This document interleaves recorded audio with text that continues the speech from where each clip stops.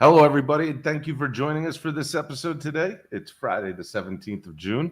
Along with me, I have my colleague, Doug DeRosa. We have Nick, who's actually traveling today, but he did give an important markets update on the daily show over at the Trade the Chain channel.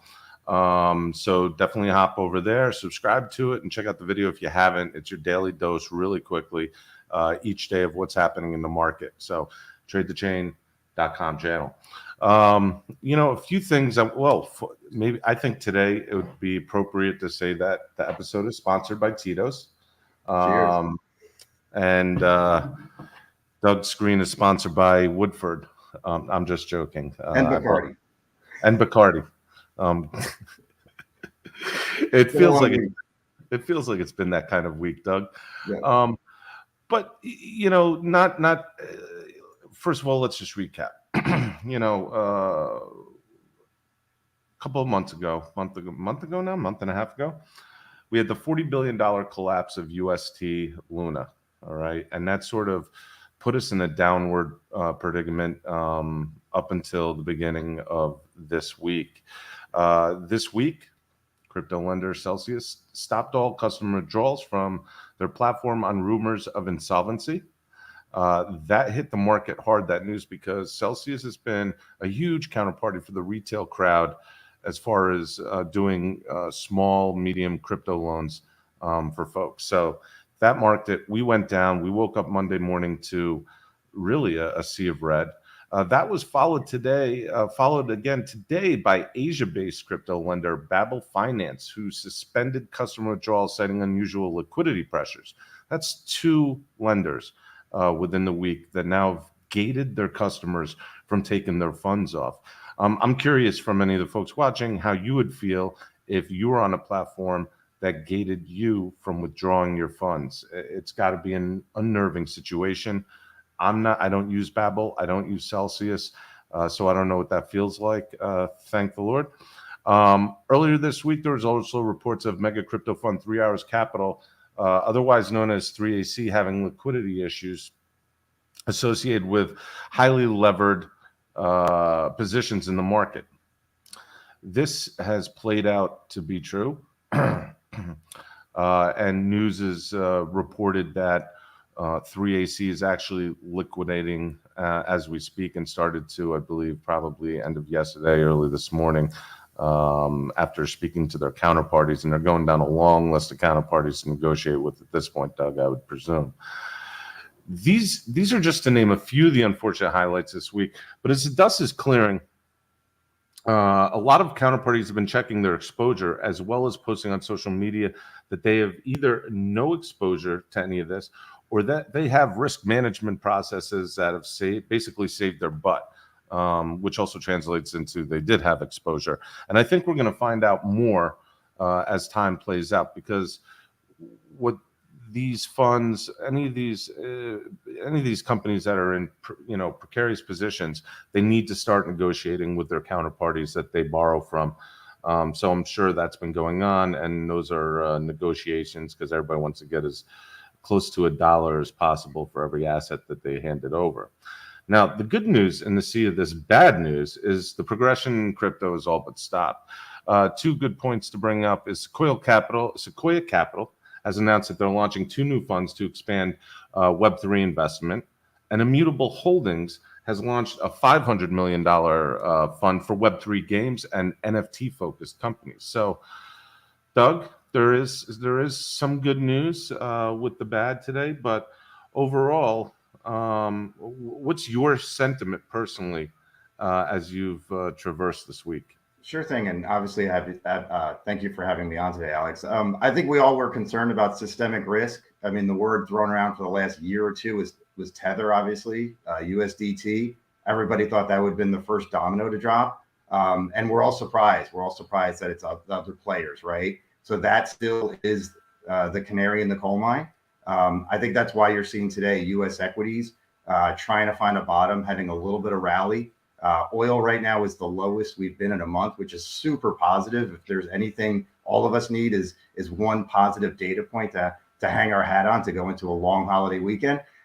So equities look like they're trying to settle down, which is great news. and that's digested obviously the Fed hike. But crypto is not up today, right? And I think it's still that wait and see what is next, right? So there's a lot of pensive people, and we're going into a weekend.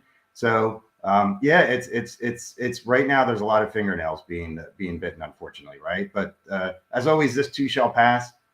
We're just gonna have to see, like Nick has said all week. It's going to be the law of round numbers. You know, do we go to 19, 18, 16, 17, or 15, right? But right now we're holding on for 20, and that's all we can focus on is where we're at right now. So. Yeah, absolutely. And you look at these numbers. I mean, we have been holding on to 20, and we've been going between 20 and 21 range all week, but mainly staying range bound for the most part.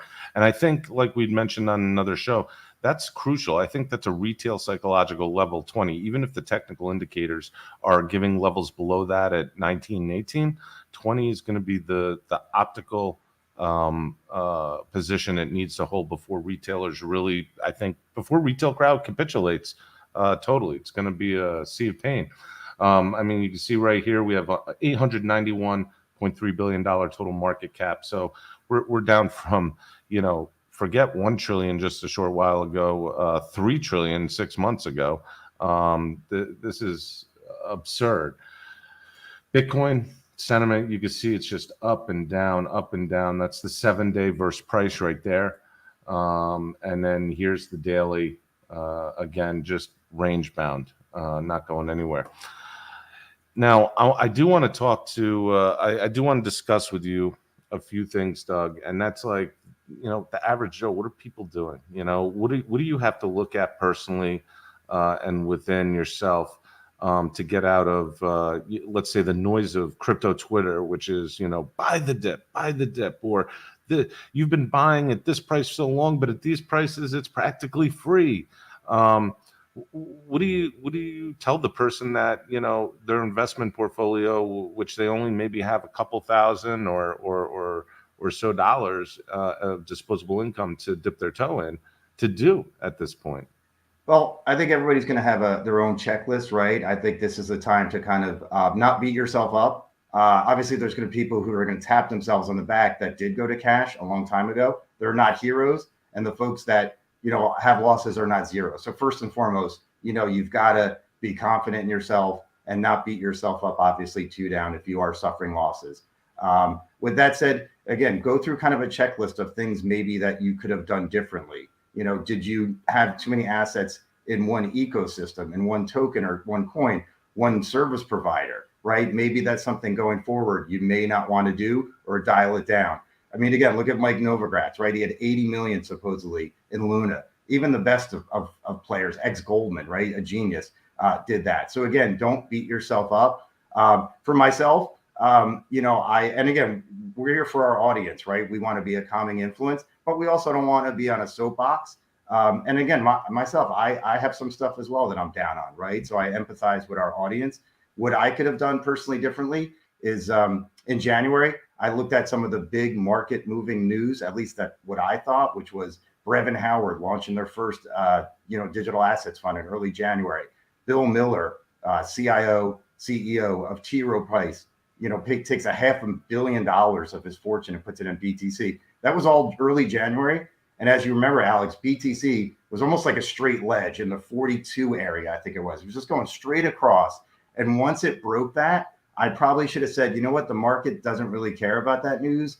Time to go to cash. But I didn't. I was like, well, maybe it's going to hold 40, the round number. And after that, it was different. So again, I think everybody's just going to have to figure out kind of what they did wrong, or maybe what they could have done a little bit differently, and reevaluate. And then again, just try better the next time, right? So, but this is a time for self-reflection, obviously. Yeah, and we've been through a few of these cycles, these bear market cycles already, Doug. And the one thing that I will say is that every time we come out the other side, we're a better market, we're a stronger market, we're hopefully a wealthier market from an individual investor standpoint. That's the whole point of this. We learned so much. And the crypto landscape, it changes. So whatever you're looking at right now in the crypto sphere, this is going to be completely different next year, just like it was completely different before this. I remember when we didn't have DeFi. I remember when we didn't have stable coins. I mean, the changes are everywhere, and the whole point is to come out better than we were before, and I think that'll happen. And unfortunately, when you're creating different things, and whether it's DeFi, creating exotic decentralized finance mechanisms and investment instruments, there's going to be a lot of mistakes. Would regulation necessarily fix this or not? No, I don't think so. But we are so very early that we are all the test bunnies that are literally get exposed to this. That's how it is. And go ahead, Doug. Yeah, I was just going to add, Alex, that I was a private banker in 07, 08 during the financial collapse. And obviously that seemed like the end of the world. Granted, there was obviously some government bailouts and whatnot, but we did get through that as a country, as a society. We'll get this through again. There's talk already of some of the counterparties in the crypto space probably having some backroom conversations.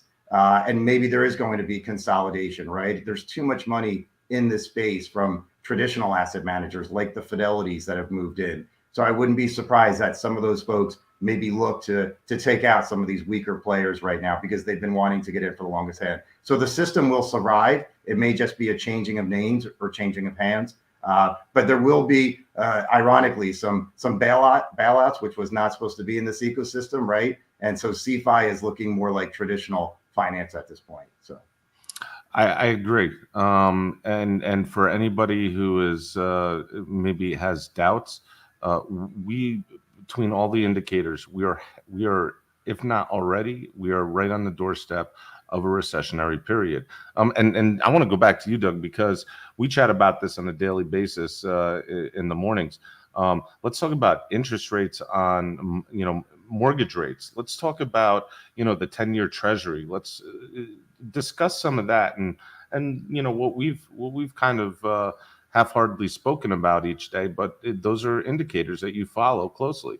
Well, ironically, there's something called the wealth effect, right? And that's how people feel. And if you feel wealthy about whatever your investments are, different asset classes, you're going to go out there and spend, right? And you're going to buy houses and yachts and boats and cars and things of this nature. And not saying that the Fed didn't do the wrong thing this week, but ironically, when you think about it, they were so late to the cycle. We've actually had wealth destruction already amongst three major asset classes, right? The first was bonds that let us down. The 10-year was down to, I think, 36 basis points 2.5 years ago. We hit, almost 350. So that's been a bubble that's popped. And it was a slower leaking, balloon or bubble, but still that popped. Obviously, equities, it became risk off. Equities let us down first. Obviously, cryptos followed. The last thing that goes at the beginning or a recession is real estate, right? And that's the next asset class. I reside in South Florida. I mean, exponential moves here in real estate, right? And unfortunately, there's going to be some losses. So again, people will feel less wealthy. They're already cutting back on consumer spending. So I think that will help the Fed, obviously, moving forward. I'm not going to say they're going to cut rates anytime soon, but just be prepared, folks, in 2 years, not to be surprised by the Fed actually cutting rates, to be honest, to re-stimulate the economy, because they're probably going to overshoot here and grind things down. And then people won't be spending. And then they're going to probably have to lower rates to, again, create some mortgage demand here, because right now all that's falling off of a cliff right now. So. Oh yeah, 100%. And the first thing that people stop doing is speculating in high risk assets such as cryptocurrencies. Interestingly enough, we saw the number come out on new home builds, and I think the numbers were down for the month pretty exponentially, 7% and 3% for permits and various things like that. And those are really big leading indicators for economic health and stability. Yeah. So, I don't know. I have no conviction right now with myself as, I pulled back majority of the cash on trading, when the news started breaking about Celsius, because the market was all over the place. We had the Fed come out. Market was all over the place. Nothing changed. Still where we sat beforehand. Are we close to the bottom? Are we close to capitulation on the retail crowd, or Do we still have more to suffer before this? And I'm not talking from time-wise, because I firmly believe there's months ahead of us. I mean, we've been through this before. There's months ahead of us where we're just going to have the pain. But are we at the bottom or close to the bottom price range in crypto? You know, I know obviously our audience does have dry powder available, right? And there's probably people thinking, should I deploy some money right here? I would again go to the news cycle, right? That is all the news out. You have to say that to yourself, right? And if you think news is coming that may be destructive, you may want to hold off on that. So our job obviously is not to predict exact price points, but I would say, you know, wait to see if most of the bad news is out now, right? So again, Tether, there's some other counterparties. If nothing happens in the next couple of weeks, then that may be an area where you can certainly put some new money into work here. But as you mentioned at the top of the news cycle, there's money coming into this space still from the institutional side. I know in the secondary market, there's some really attractive opportunities with some great franchises like OpenSea that have been discounted. You know, there's some institutions and some family offices looking to acquire those or buy those up. So money is always being deployed. But yeah, in terms of where we're at, I would say keep an eye on the news cycle. You know, at the bottom of any market, whenever there's continuously bad news and the market stops going down is a really good sign. And conversely, at the top of a market and it's always good news and it stops going, you know, going up, that's also, you know, a poker tell. So I would say let's wait for obviously all the dust to settle. But first off, we got to get through this weekend, right? Because it is a long weekend. The stock market's not going to help us out on Monday, unfortunately. So. Yeah, three days here in the U.S. of closed market. We have the weekend. We have Juneteenth, which is a national holiday created last year, I believe it was incorporated. So it's a 3-day long weekend in the U.S., and we're looking into a particularly strange volume range as we go into the weekend in crypto, because we still have people sorting out counterparty exposure and what damage has been done. I'm with you, Doug. I say we wait at least through the next week as more of this airs out into the public and we get an understanding. On the flip side, I really do want to kind of end this in a happy beat. And we have a winner from yesterday's MetaFans NFT giveaway. Drum roll? No, nothing. You know, kind of disappointed on the poor turnout of entrants into the MetaFans NFT giveaway, but we did have MetaFans on the show yesterday, and that was really cool because it is one of the few NFT projects that I really like, and obviously you really like, because the low barrier to entry, but all the rewards you get, like the music concerts and the sporting events. So, and I think you got another reward from MetaFans, VIP tickets to Motley Crue this weekend. I'm bringing the 80s back tomorrow night, Alex, in Miami. Yeah, I'm gonna spike my hair. A lot of boomer comments coming. Anyway, the winner is Bilal, Bilal. We will contact you. You are the winner of the MetaFans NFT, and you automatically qualify to get the rewards when you know, I guess you do the verification in their Discord community. It says your wallet has it, and then you just go into the Discord and just pick up all these awesome rewards. So, Bilal, you're the winner of the MetaFans NFT. We're really happy to have the opportunity to give you one of those for free and to join their community. They're a good bunch of guys. And so that's that. Folks, thanks for joining us. I know it's a painful week, but hang on to your handlebars. We'll get through it. Definitely wasn't a good time to pick to stop drinking. So there you go, Woodford. Have a good one, guys. Thank you. Any questions, leave in the comment. If you have any concerns that you'd like us to take a look in, address, or speculation, because there's a lot of it going around, put them in the comments and we'll take a look at it and see what we dig up. Thanks, folks.